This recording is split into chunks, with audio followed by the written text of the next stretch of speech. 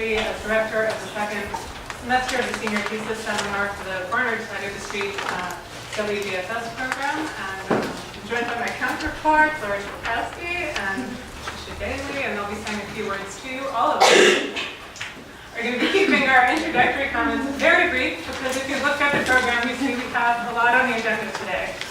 It's a small room, there are more chairs coming, so hopefully very soon. So those of you in the back, thank you for your patience, and you will be soon, I promise. Okay, the second thing is I don't think we have a mic, so everybody please project, and everybody who's not speaking, remember that the speakers don't have mics. Okay, so let me just say a few things. I'm really thrilled to be here. This is a culminating event for all our seniors, for many of our faculty as well. Our seniors have been working all year, in many cases longer, on these wonderful presentations. And you'll find out soon for yourself just how spectacular they are. Whether they're analyzing novels or interviewing drone operators or making sense of contemporary horror films, you'll see all of the theses are really theoretically sophisticated, methodologically innovative. It makes some really, I think, terrific contributions to the field of women's gender and sexuality studies. I'll also mention that prior years, many of our students have had their work published, and I think probably this year is going to be no exception. Really stellar work.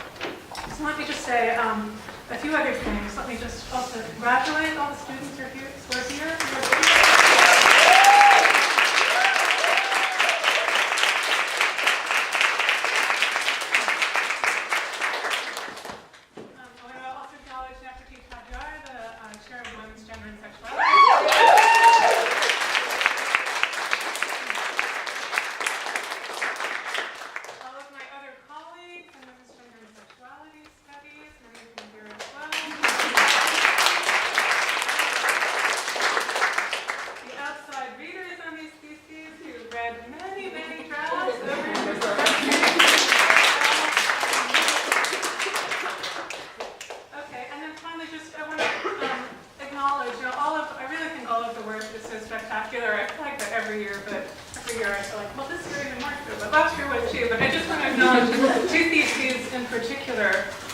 That received special commendation on the Barnard Side of the Street. Davis Boyden.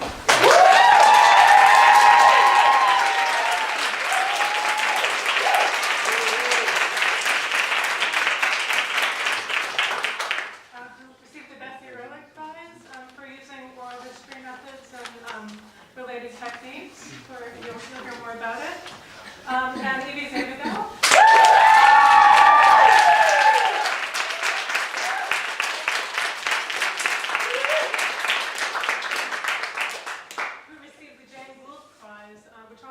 Groundbreaking approaches to contemporary social and political issues.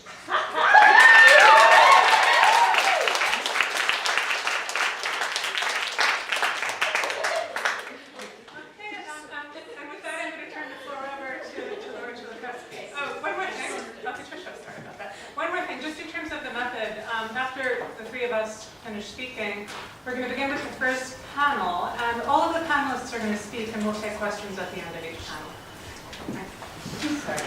Thank you so much. I'm Trisha Daly, the director on the other side of the street, who is supervising the senior theses of this class. And I want to also say thank you to Catherine Beers, who's here, who was the DOS this year, and who's done an excellent job. And also acknowledging the outside readers for our senior theses, who did a fabulous job in terms of their outside support. And I think that's it.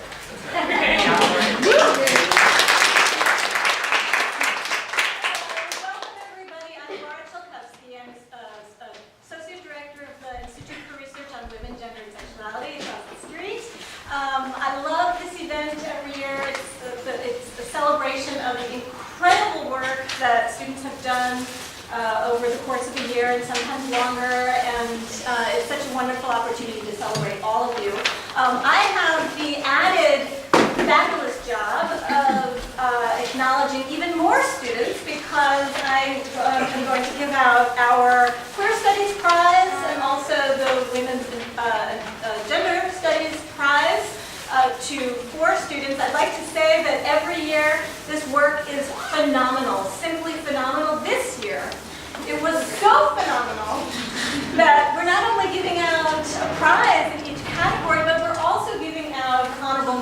2 honorable mentions. Okay,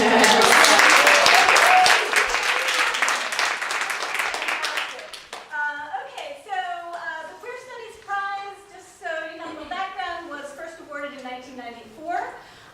And the Women's and Gender Studies Prize was established in 2007. Both prizes honor excellence in undergraduate research and writing in the rapidly growing fields of queer studies, queer theory, women's gender and sexuality studies. So this year, the Women's and Gender Studies honorable mention goes to Audrey Largenega.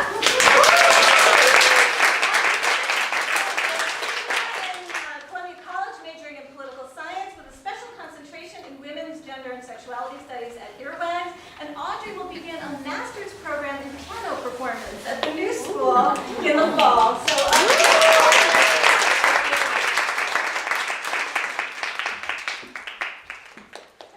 congratulations.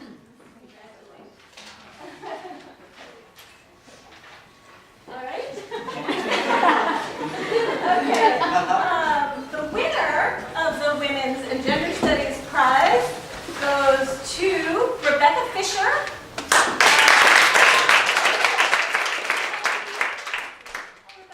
There you are. Come on up. Rebecca is a senior at Columbia College, graduating with a major in American Studies and a special concentration in women's gender and sexuality studies. Her winning essay is titled "The Separate Spheres Argument Against Women's Jury Service, a Review of the Literature." It was fantastic.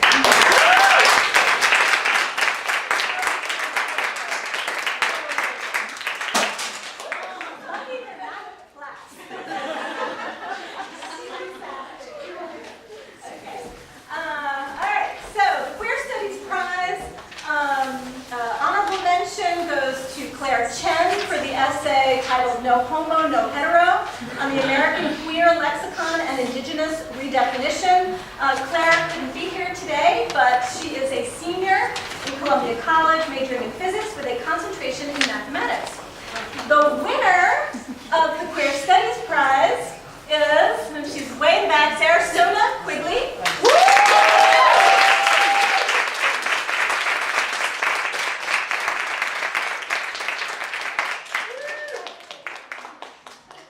And her essay was titled "Kel Surprise." And Sona is a Women's and Gender Studies major at GS, and she will graduate with the class of 2018. So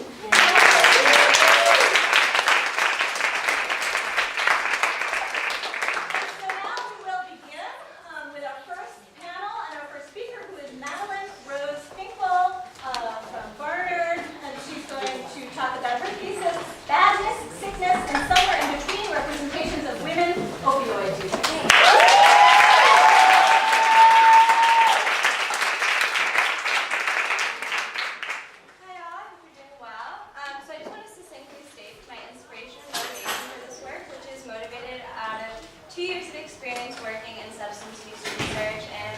The wonderful privilege of working with a lot of substance-dependent and substance-using people, and that's really prompted me to think about how the ways that we talk about substance-using people influences and is intrinsically linked with the way that we treat them both socially and medically, and our fixation with sort of sympathy and culpability. So that's what I'm going to sort of talk about today. So I'm going to begin by defining one of my key terms. So I'm going to say the word opioid a lot. And what I mean by opioid is I'm referring to substances derived directly from the poppy plant themselves, so for example heroin, and then I'm also talking about semi-synthetic and synthetic substances like hydrocodone and fentanyl. And I want to briefly acknowledge that we socially associate these in very distinct ways. So heroin is often thought of as a street drug, that hard drug that you try anything but heroin, and then on the other hand, hydrocodone or other analogs are often thought of as medical, pharmaceutical, healing. And I want to acknowledge this sort of social distinction we make, but I want us to move past it in some ways. Because if you look at these pictures of 5 members of the opioid drug class, you'll notice that they're not really cousins, they're more like fraternal twins. And a rule of thumb in, should I stop or should I? Should we wait until after the first presentation to do the chairs? It's just 10 minutes. Yeah. That's okay. So I want to notice that they're not really cousins, they're more like fraternal twins. And a rule of thumb in psychopharmacology is when molecules look alike, they usually behave alike. And so all of the members of the opioid drug class act on the same receptors receptors, and they produce similar effects, which are euphoria, pain relief, cough suppression, etc. So rather than distinguishing between heroin and hydrocodone as a major point of my analysis, I'm going to treat them as a general category. So, why opioids, why now? Well, we've heard a lot in news literature and scientific literature this term opioid epidemic, and I'm going to use a similar term throughout my piece. When I say epidemic, I'm acknowledging a really troubling racial history of that term, but also that it's an apt descriptive term for an epidemiological phenomenon. There's been a preponderance of opioid-related overdose deaths and injuries in our country, prompting former President Barack Obama to instantiate 1 week in September as Prescription Opiate and Heroin Epidemic Awareness Week to call attention to how each year more Americans die from drug overdoses than in traffic accidents, and that more than 3 in 5 of these involve an opioid. So this is, when I use opioid, I am acknowledging that past, but I'm also thinking about the ways in which morbidity and mortality are intrinsically tied with it. So when I'm thinking about epidemics, I obviously have to ask who's affected by this issue. And CDC data reports that there's been a rise in most demographic groups. It's for heroin in particular, but also other opioids. But a lot of attention has been paid to groups that have historically low rates of opioid use, which is sort of a suspect claim.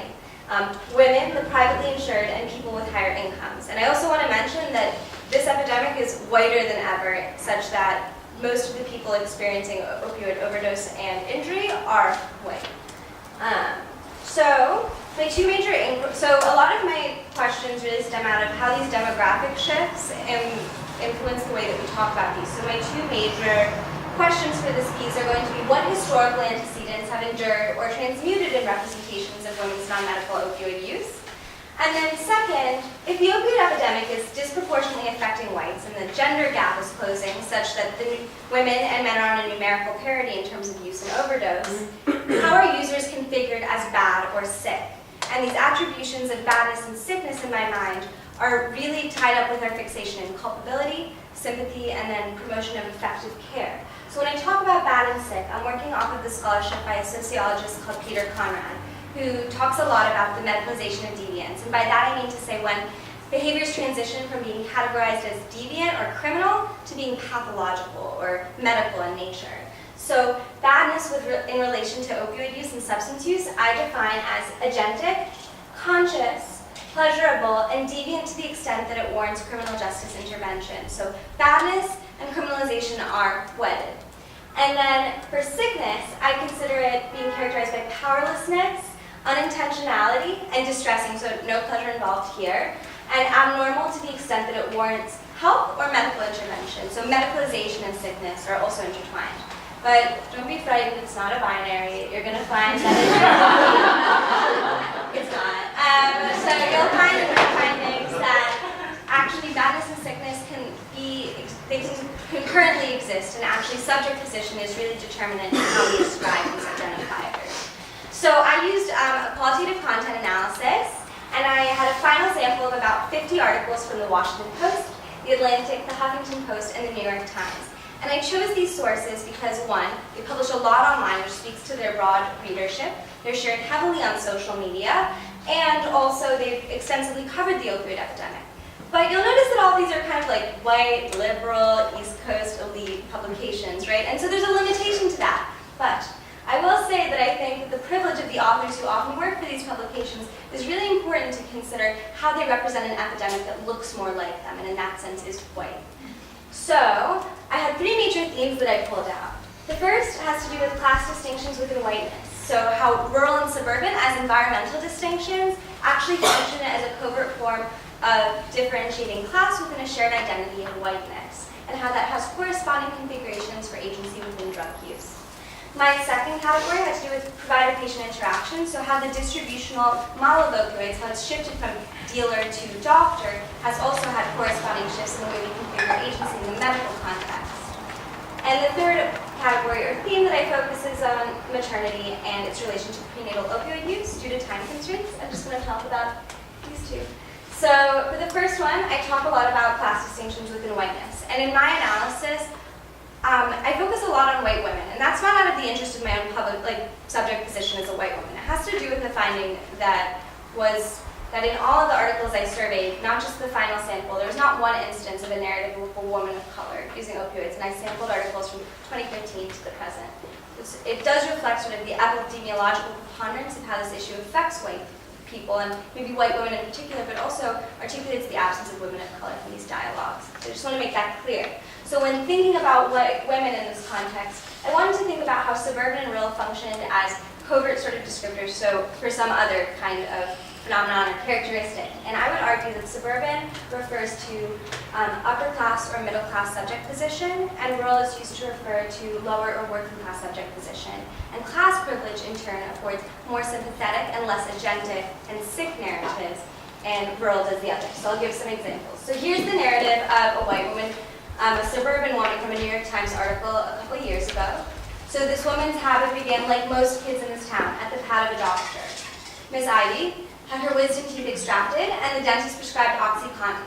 An outgoing, free-spirited artist, Alyssa was seduced by the potent painkiller, developed an addiction, and moved on to heroin. So you'll notice here that there's a lot of passive language.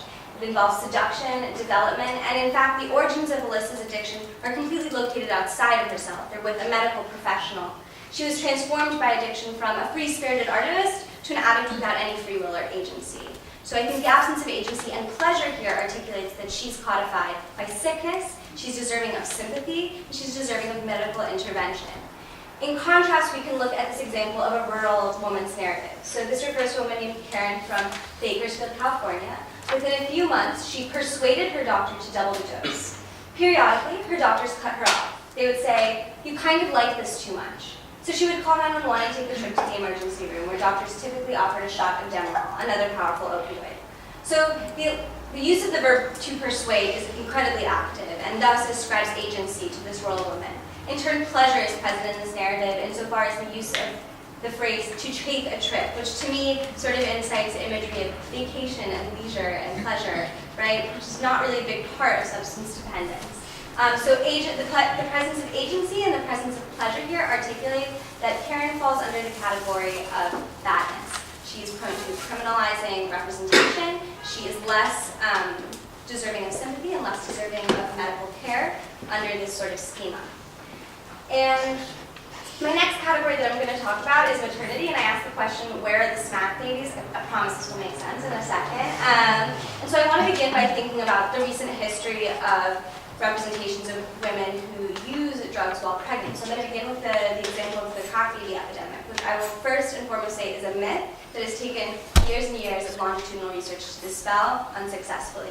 But I used a content analysis of news representations from this period, the 1980s to the 1990s, to think about how women of color who use drugs while pregnant were represented. And the finding of this analysis was Black poor women were represented as mindlessly addicted, as knowingly having exposed their fetuses to the adversity of crack. So this knowledgeability is tied in with culpability and in turn agency. So this is an incredibly criminalized narrative, pretty typical of the time.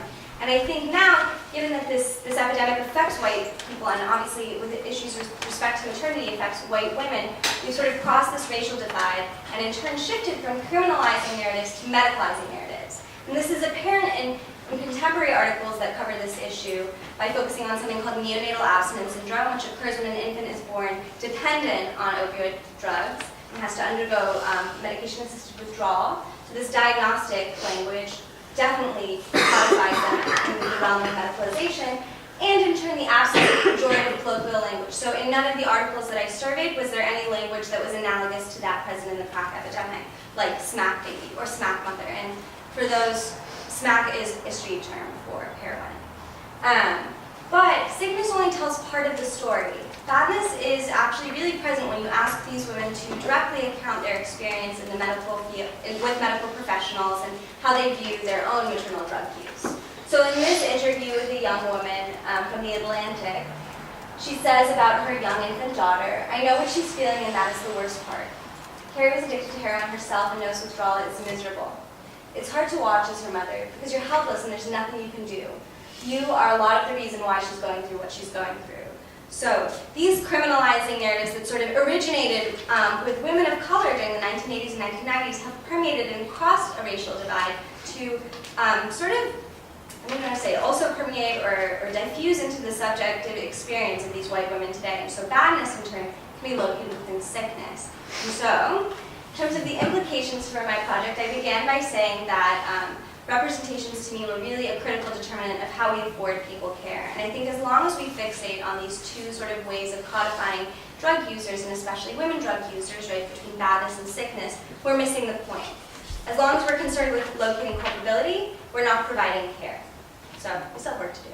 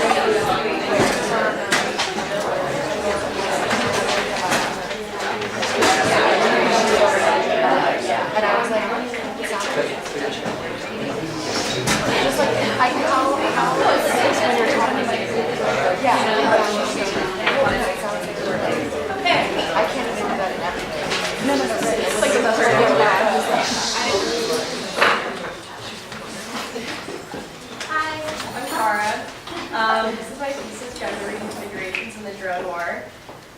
My research questions are, how does gender inform drone warfare, and how has military masculinity been in the American drone program? I'm going to show a video of Barack Obama from the White House Correspondence Center, I think from 2011, and I think it's a good place to start off. Jonas brothers are here. They're out there somewhere. Sasha and Malia are huge fans, but boys don't get any ideas. I have 2 words for you: predator drones. You will never see it coming.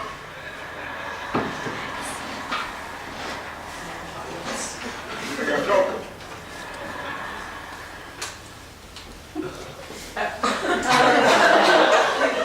So this is a stunning display of how gender informs U.S. drone use. President Obama, the former patriarch of the United States, is protecting his daughters, or the women and children of the country, from outside male aggressors. It's stated quite literally that predator drones are the technologies that make the protection of feminine American subjects from moral deviance relatively easy and absolutely covert. Theorist Iris Marion Young calls this notion masculinist protection. She writes that the good man is one who keeps vigilant watch over the safety of his family and readily risks himself in the face of threats from the outside world in order to protect the subordinate members of the household. In this project, I argue that the same ideas which are essential to masculinist protection, such as self-sacrifice and courage, are also key elements in the specific construction of military masculinity that I'll be talking about in this project. What I call military masculinity masculinity is one genre of hegemonic masculinity, and building off the work of Iris Marion Young about masculinist protection, Jennifer Carlson defines hegemonic masculinity as the idealized privileged form of masculinity in a given context, an impossible and contextually dynamic ideal. No living, breathing man fully embodies hegemonic masculinity. What characterizes traditional military masculinity is a sense of warriorism, the notion that one must sacrifice himself in the name of the state. Because drone operatives do not risk physical harm, heroism and bravery need to be reimagined along the lines of emerging technologies.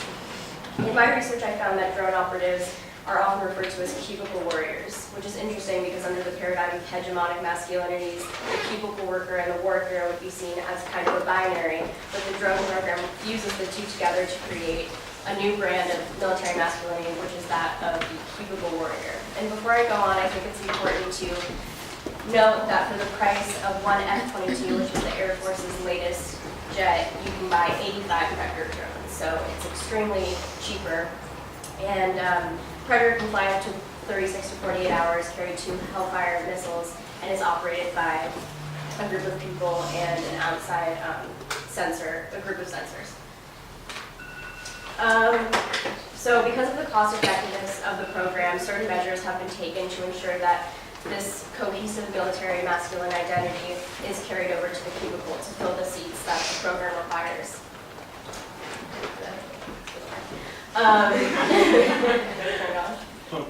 Hello? Whatever. Hi. I think we can hear you. Yeah, okay. Hello? Oh, yeah. Okay. So drone operators are called, so certain steps have to be taken by the military to make sure that this kind of identity is validated institutionally. For example, drone operators are called pilots. They wear the same green flight suits as pilots, even though they might never get in a plane. Their operating stations look like dashboards in a cockpit. And in February of 2013, former Defense Secretary Leon Panetta approved a new high-level military medal that recognizes drone pilots called the Distinguished Warfare Medal. This medal would be worn above the Bronze Star with Valor device, which is a medal awarded to troops for specific heroic acts performed under fire in combat. This is a quote from my interviewee, who was a former data analyst for the drone program. So she set up servers and did other things that she wasn't allowed to talk about. She said that, for one thing, you walk into the doors and you know that there's a war in the operational tempo. The sense of urgency and the stress levels in the long hours is like you're in a battlefield. In fact, there are little reminders that you're crossing the threshold into war. You see little reminders in places. You really are entering another world. That's no joke. Next, I'm going to show, this is a recruitment ad from the Air Force that I think really shows the processes of legitimization of this new identity. This is Titan 1-4. No signs of life.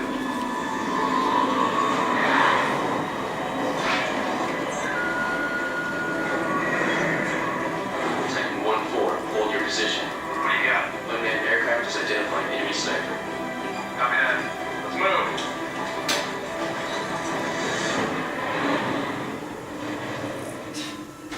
Thanks, Reaper 1-1. We got it from here. Decisions coming on target. Learn more. I found in my research that one of the most glaring contradictions about the drone program is the question of accuracy, vision, and precision. By this, I'm referring to the actual interface through which drone pilots view their targets. Drones have been propagated as highly technical weapons of accuracy, but when the question of their actual precision level is raised, specifically regarding the number of non-targeted individuals who die in the wake of drone strikes, it's easy for those who promote those weapons of war to blame the interface. So it's essential for me to explore these contradictions about clarity because the foggy lens of the drone's eye presents a specific task to drone operatives. Drones work to separate inhabitants of countries like Pakistan, Afghanistan, Waziristan, Somalia, etc. into gendered and racialized categories such as women, children, and military-age males, or MAMs. All subjects being surveilled are already racialized objects, so the interface's ability to discern gender and age becomes the primary decision maker and basically who lives and who dies. And when I asked my interviewee what she saw in the interface, she couldn't say exactly what, but she did say that it doesn't matter, no matter how clear the image is, it's still two-dimensional, you still cannot get a clear situational awareness. Now, this is the processes of dehumanization and ungendering is what I've been working on this past semester. These are excerpts from the one radio transcript of drone operatives conducting a strike that's available to the public. The strike took place on February 21st, 2010. 3 caravans were spotted traveling to the province of Afghanistan by a Predator crew in Creech Air Force Base in Nevada. Military intelligence personnel gained suspicion of a possible Taliban attack while intercepting cell phone calls in the area. The transcripts show communications between the ground unit, drone pilot, sensor operator, mission commander, and a team of screeners based out of the U.S. Air Force Special Operations Headquarters in Florida. And as you can see in these transcripts, they're trying to identify who's a child, and they've already decided that they're all military-age males. And then at the end, you can see that they say, they're praying, praying. I mean, seriously, that's what they do. The mission commander says they're going to do something nefarious.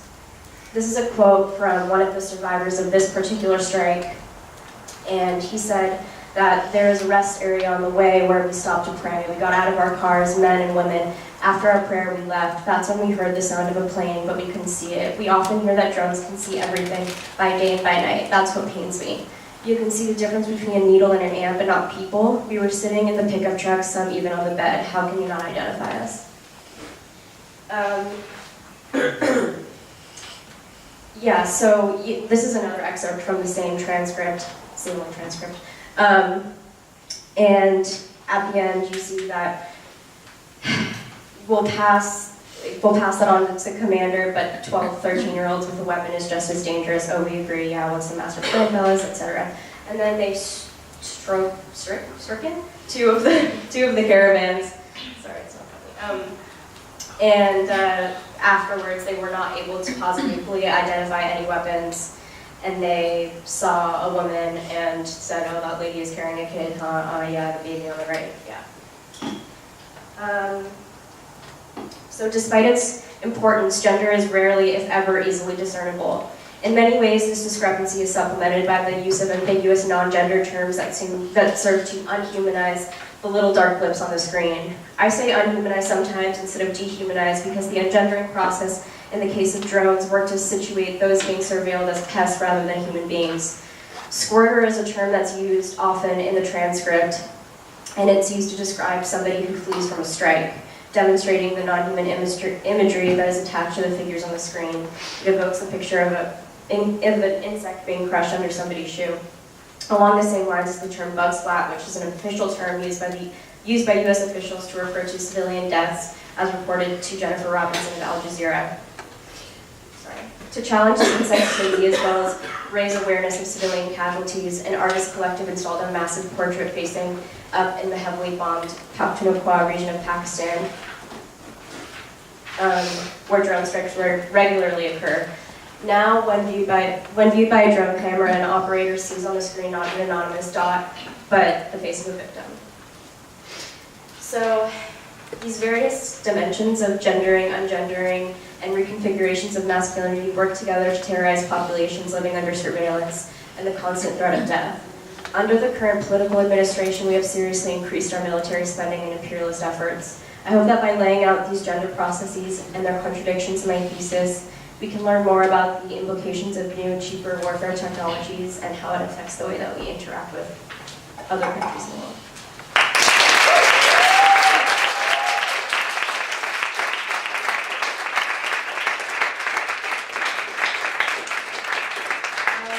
Next up, we have Evie, and she is Complicating Consent, Radical Restorative Pedagogy for Combating Sexual Violence on Campus.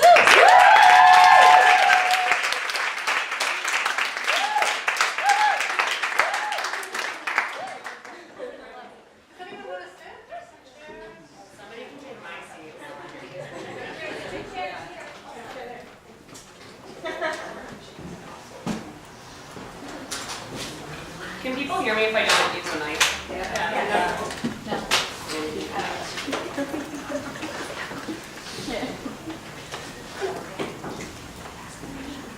Okay. Hello, everybody. Before I start, I just want to give a general content warning. My entire thesis deals with sexual violence. I'm not going to talk about anything explicit or graphic, but do what you gotta do.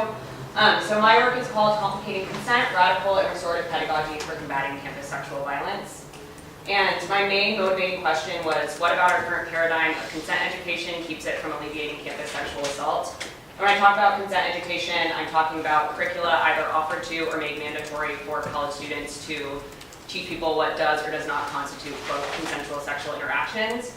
And I'm also talking specifically about consent education programs that arose out of the 2011 Dear Colleague letter, which included sexual violence within Title IX mandates and mandated that universities have to raise awareness on their campuses for students about how specifically the university defines assault and how students can go about reporting those processes. And my argument, in short, 3 parts. First, that our current paradigm of consent education, guided by a neoliberal project, does not adequately address sexual assault. Second, that this inadequacy is bound in its adherence to a punitive agenda and reliance upon a static definition of consent and sexual violence. And last, that the practice of restorative justice, particularly the practice of keeping circle, can and should guide our reimagining of a new model of consent education. My methodology, so I did a content analysis of 2 different consent education programs.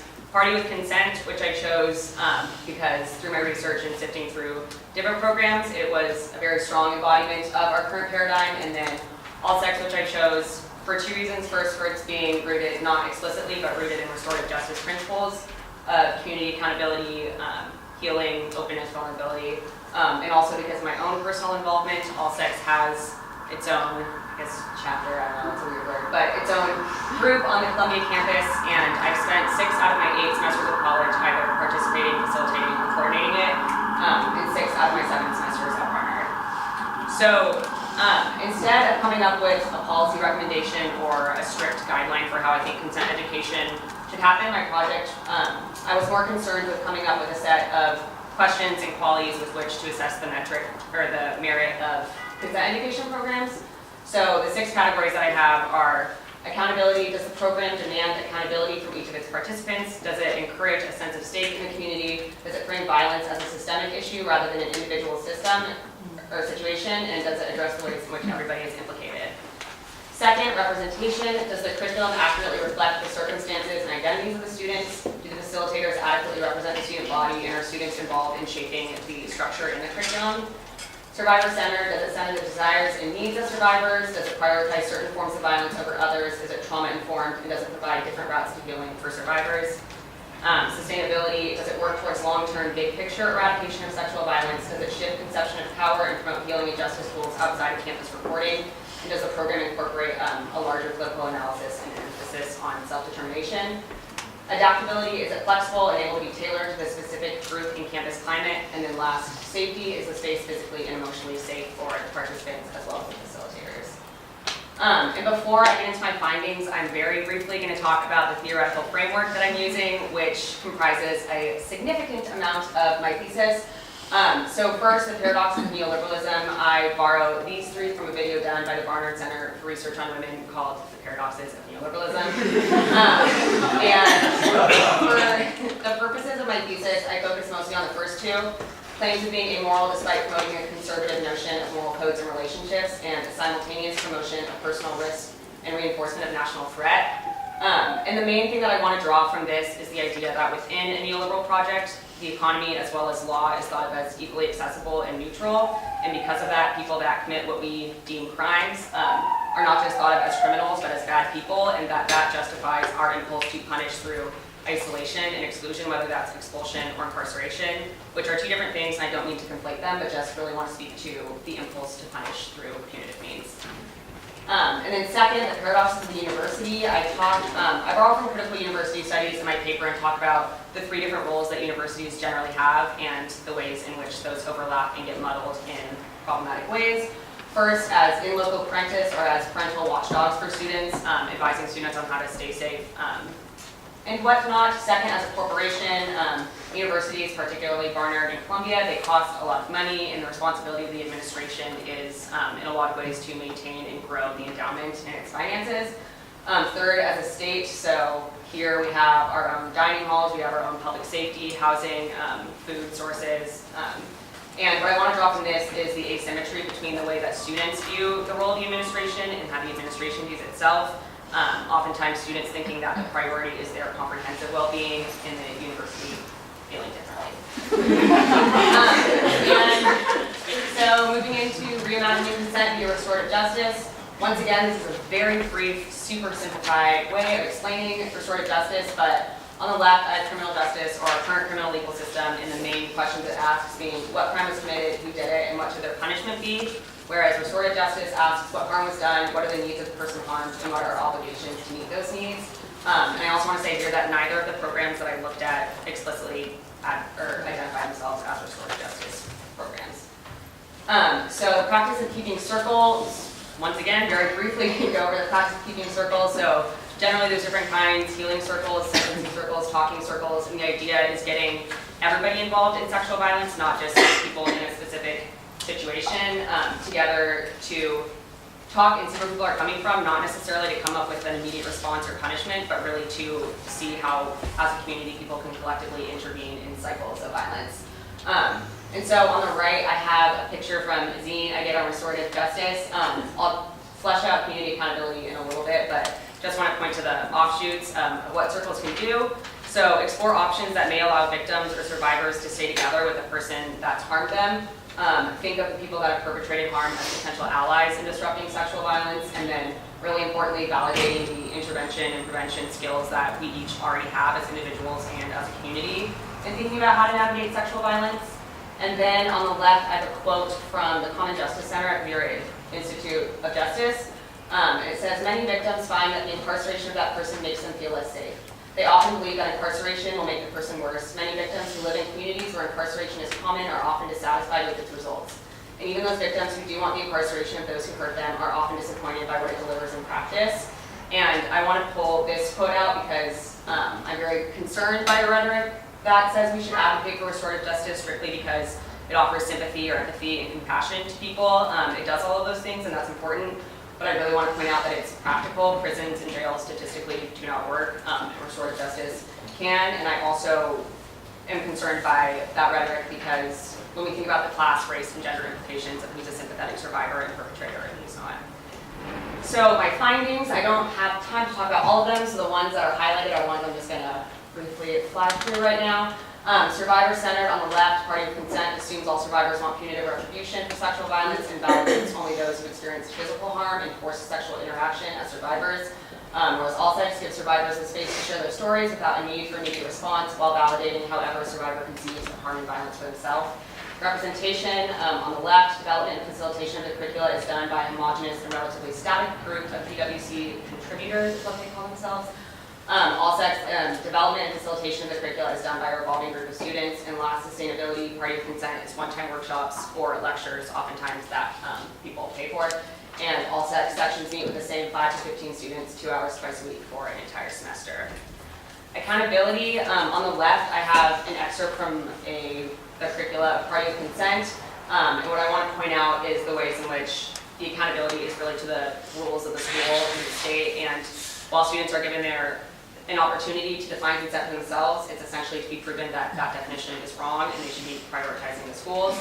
And then on the right, in all sex activity, from allyship and accountability, which is one of the sections, as a group represent what an accountable community means to you, thinking through what values are set up and how are they enforced, what does punishment look like, what constitutes safety and how is it maintained, and how are historical legacies of oppression or domination accounted for. And also, in going back to community accountability, just want to give this definition from creative interventions.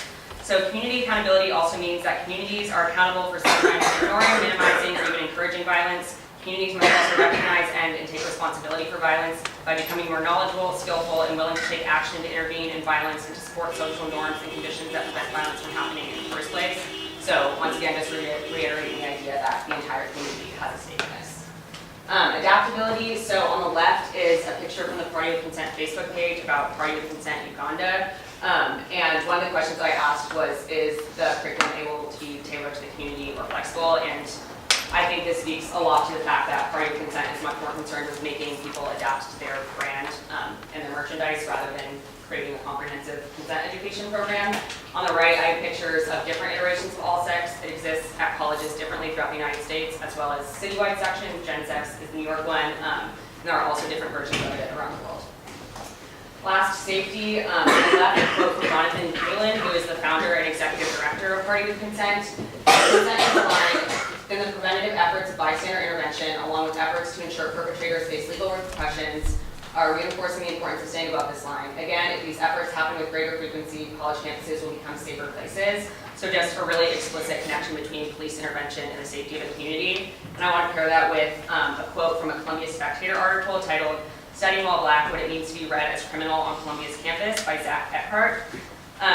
With the idea that prisons like the police or public safety automatically lead to the safety of the wider community, there's the exclusion of a very specific community within Columbia of students who literally have family members in prison, explains Amani Brown. There are Columbia students who literally come from communities that have been destroyed by the prison industrial complex. Students who, it should be said, are at risk for incarceration themselves and find themselves situated in two communities, Columbia's and the communities whose imprisonment Columbia is funding, that are supposedly separate. And I really just want to speak to the ways in which public safety and police more broadly can make certain populations feel safer while directly threatening and enacting violence on other populations. And then on the right, a picture of community guidelines for safe space rules from All Sex, which are mutually agreed upon and open to amendment throughout the semester. Limitations of All Sex, mostly in terms of representation. It's a self-selecting audience. As of now, the students, I would say, are not indicative of the entire student body. It's a pretty racially and gender homogenous group, very white and very cisgender. And then comprehensive training. Facilitators aren't trained in handling trauma. Things can and do go wrong. Columbia climate. Columbia is generally a more politically left of center school where these conversations aren't as hard to tap into. But once again, I'm not trying to propose all sex be institutionalized, but I do think it's responsible to acknowledge these limitations. Implications and conclusion. So my work really is intended to open up a conversation about the metrics of educational success, the ways in which campuses formally respond to sexual violence and view themselves in the process, and to map out the radical potential, transformative pedagogy, and circle keeping have for long-term resistance to sexual violence. And I also want to be really clear that I'm not interested in arguing that Title IX should be abolished or that survivors who seek out punitive means for addressing harm done to them are wrong. I'm much more interested in thinking about the ways that we deserve better and are capable of better, and how each of us and collectively as a community have the tools to enact that, and that our responses are constrained. And then last, a testimony from a former participant who submitted this for an all-sex zine. Hopefully you aren't in the same position I was in, but parts of my story are, I think, transferable to anyone. All sex in the specific helped me recover, yes, but it also helped me see that I deserve to. It helped me connect with others at the time in my life when I felt the most isolated, the most frightened, the most alone. It helped me believe that I could have a happy life and that I should take real steps to work towards it. It helped me open doors in my life that I didn't even know were closed, and I believe it could do the same for anyone. Yeah!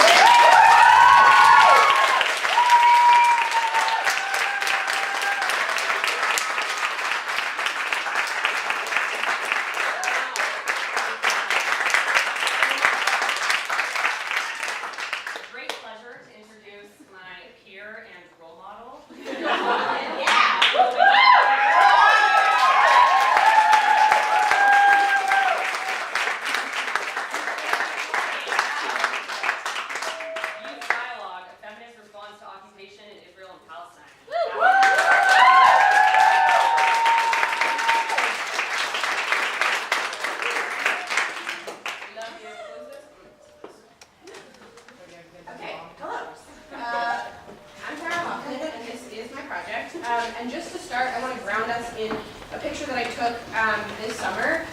It's from the Christian quarter of the Old City of Jerusalem, and if you look right here, you can actually see the wall dividing Israel from Palestine. Some would call it a security wall, some would call it an apartheid wall, but just to ground us in this.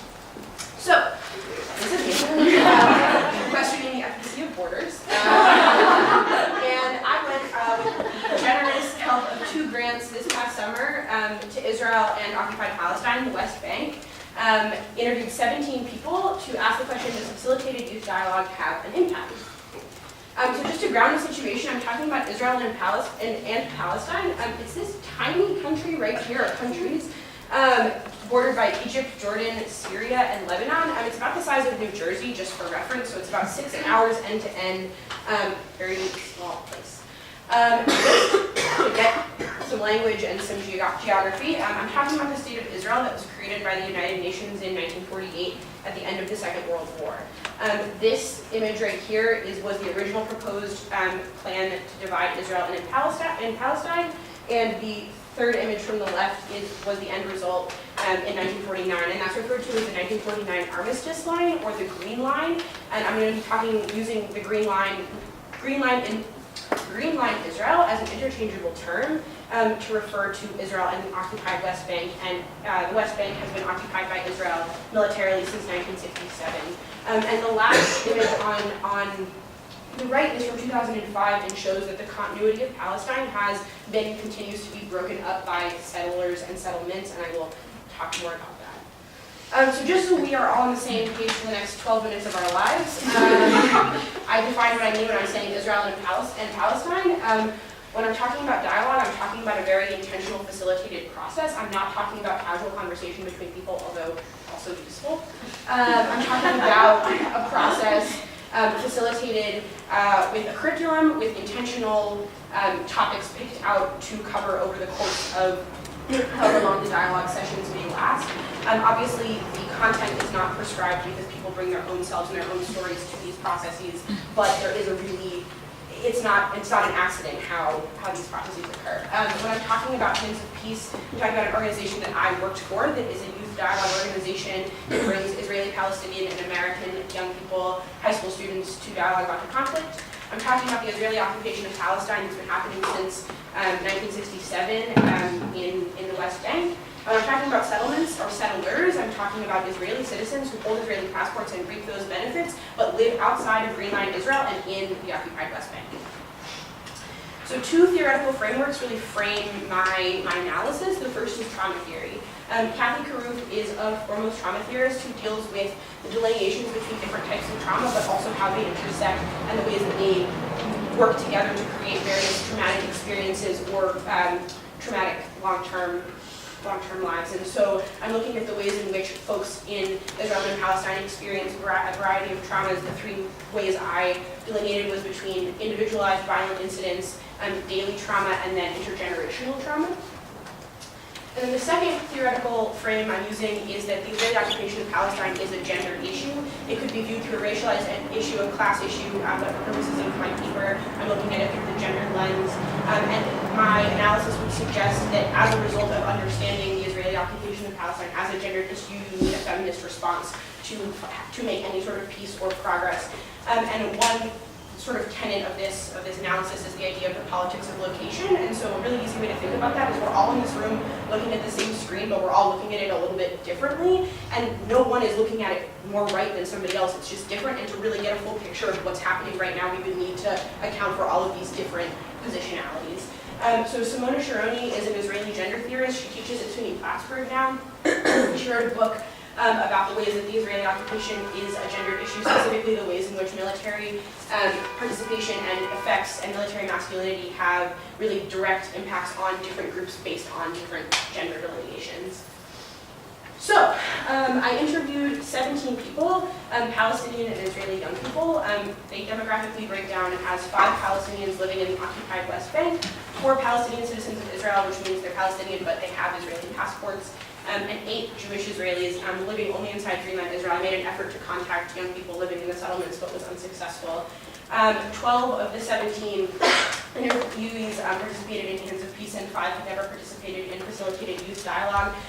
This inequity I talk about more in my paper, but it's pretty simple. I was the only person working on the project, and I had my own limitations in terms of who I know and who they knew. And my research question was, does facilitated youth dialogue have an impact? So I wrote an interview guide that had 3 sections. The first section dealt with people's backgrounds, how did they grow up, where, around who, what sort of institutions were they a part of. The second section dealt with their relationship to the occupation, how had they learned about it, through who, when, in what settings. And the third section had to do with dialogue, and this is where it differed depending on if the participant had done dialogue or not. If they had, it was questions about how did they end up there, what was their experience like, how, if at all, has it influenced them in the aftermath. And if they have not participated in dialogue, it's questions about do they have a relationship with dialogue, do they have a definition for the term, how do they understand it. And so I got almost 20 hours of interviews, and I coded them with 4 main codes, using the impact of dialogue, the most notable memory that they had in a dialogue session, definitions, and then solutions. And I think the solution code is particularly interesting because I asked people for if they had a solution or if they thought dialogue was a solution, and the majority of my interviewees actually reported either wanting to find solutions or that dialogue could be an addition to solutions, or that they had solutions, ideas of their own.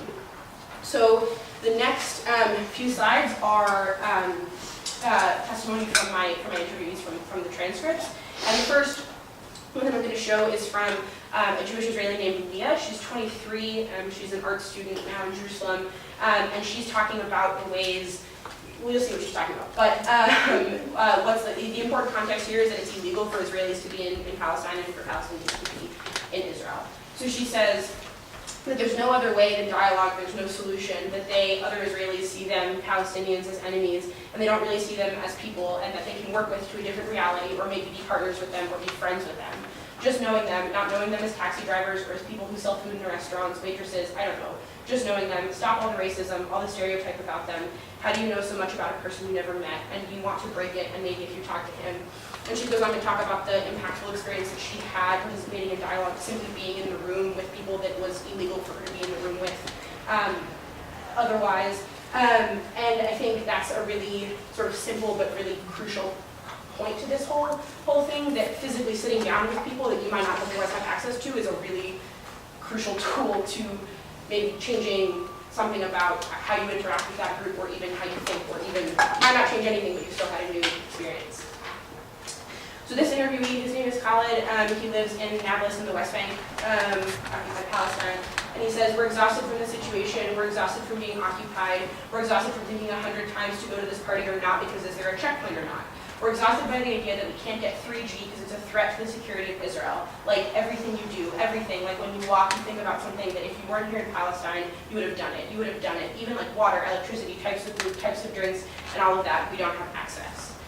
So there's a lot going on here. A few notable things in my analysis were, one, this idea of exhaustion. He talks about, he's 19 years old, and he's talking about he's exhausted from living under occupation, that every part of his daily life is impacted by living under a military occupation. But it's also interesting because he is of a generation that is now the 3rd generation of being impacted, 3rd or 4th, depending, it's 3rd for him, by the occupation. So his grandparents were kicked out of their home in 1948. His parents remember the beginning of the Israeli occupation in 1967, and now he, at 19 years old, has lived through 2 intifadas, which is the Arabic uprising, and refers to periods of time in history when there's organized Palestinian resistance against the occupation.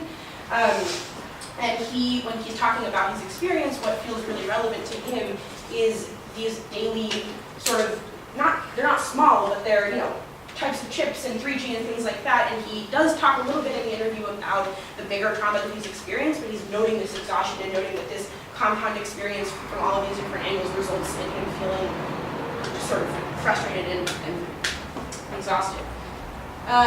This is Lena. She is a Palestinian citizen of Israel. She's a student at the University of Haifa. And she says, I really wanted to meet people from the other side. Even for me, the other side was Israelis, Palestinians from the West Bank. There is space between us, between Palestinians, Americans, Israelis also. I wanted to learn a lot of things, and I remember the first time in the first dialogue, I wanted to learn new things, but I ended up talking and expressing a lot of things I didn't know I was going to express. That's why I learned a lot of things about myself in Hands and Peace. And I think it's really important to note here a few things. One is that creating that intentional facilitated space to do this emotional work is really crucial to engage in any form of other political or social resistance or participation. And I think also what's important here is at no point does she suggest that we came to a solution or that we asserted that one truth was more true than the other truth. But rather that she was able to have her story and her other participants were able to have their stories. And I think important also to note is that this can happen alongside the process of continuous recognition of disparities between participants or inequities. And so the most basic of which is you've got occupier and occupied, but obviously those delineations exist along a number of other identities.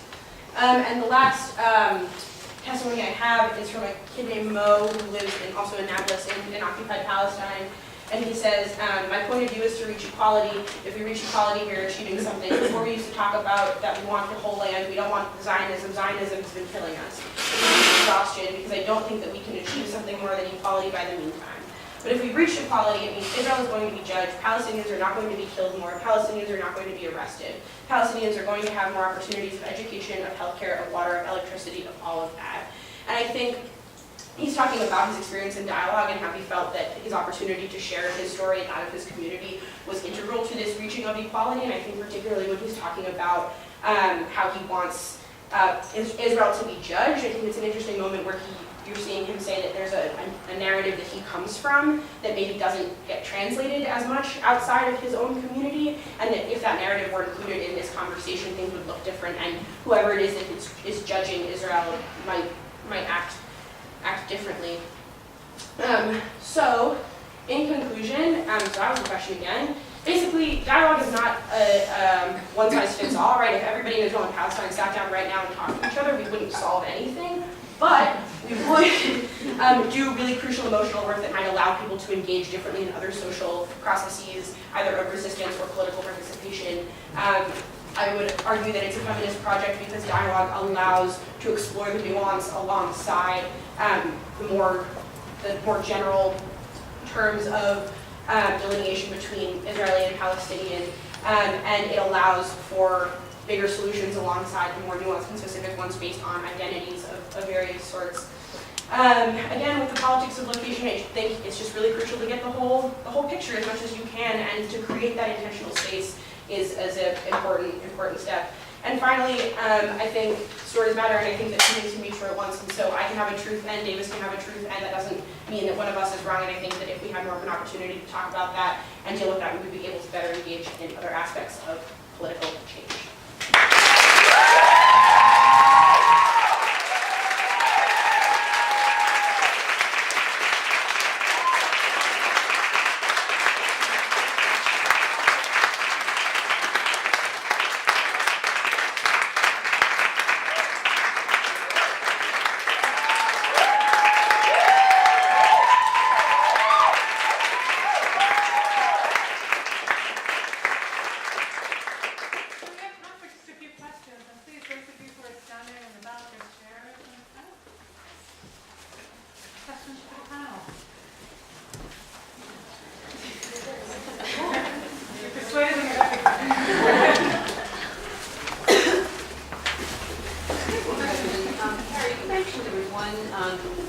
Category of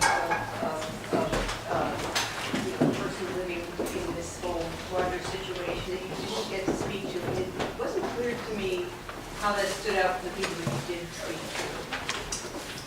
People living in the settlements. Yeah. The Palestinians who belong to the world. So there are Jewish Israeli citizens who live inside of Palestine, and I was unable to interview any of them. They didn't respond. Okay. Any questions? Questions, comments for any and all?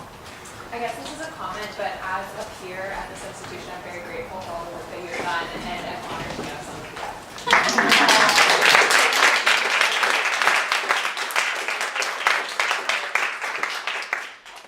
For all of you. I was really interested in all of your presentations, so this is kind of for all of you. Some of your dialogues, actually for the most part, could also be continued in some ways about feminism. So I'm wondering about the role of feminism and how it contributed to the discourses that you have shown us. Open, yeah. Yeah. Sorry. I feel like that question rests on Logan and singular definition of feminist, and not necessarily for the purposes of my inquiry. I feel like harm reduction approaches and effective and evidence-based responses to drug dependence is a feminist project insofar as that, again, sort of similar to the Paris project, like it thinks a lot about individual subject position and also equity, so meeting people where they're at versus making assumptions. But as far as I feel, I definitely identify as a feminist, obviously I go here, but I'm not super comfortable locating like what that would mean exactly in the context of my project, because I'm always worried that in doing so I would sort of exclude some other understanding. That makes sense.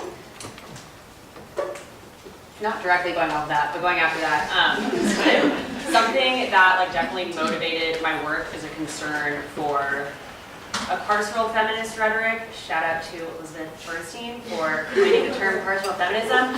But just the idea that it's in the interest of a feminist agenda or a feminist project to turn to incarceration and punitive measures as a way of combating sexual violence, and how that is really rooted in a gender binary understanding of how sexual violence works and detracts from a lot of other power dynamics that are in play. And so something that definitely motivated my work was shifting away from that limited feminist rhetoric.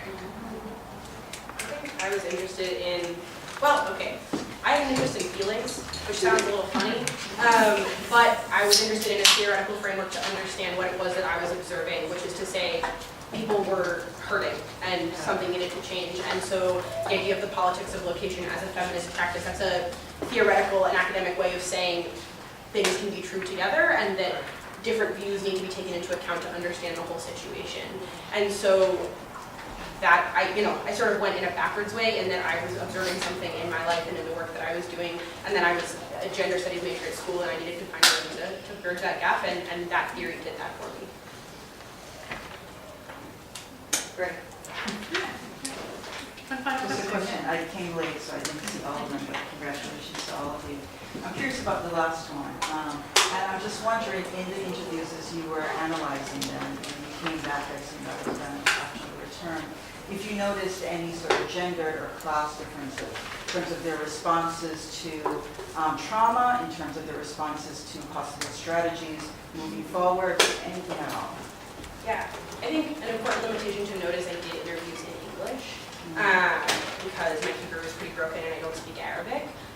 So as a result, people were speaking to me in their third languages, and so I would notice a distinct language difference in those conversations.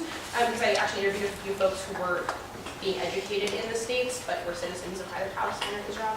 I think there's a really notable class distinction, particularly around how the occupation impacts folks living under it. If you have a lot of money, you have the ability to get out, basically, or at least be educated outside or travel, and that makes a humongous difference, in terms of what it is that you have access to, but also how you view yourself as not only a subject under the occupation, but as maybe a more global subject. And I think the participant who was talking about wanting Israel to be judged, he's a student at the University of Edinburgh in Scotland, and he was talking about how he feels like a lot of his work is in spreading his story and that of his community in school. So that was one division. Okay, all right, so it's nice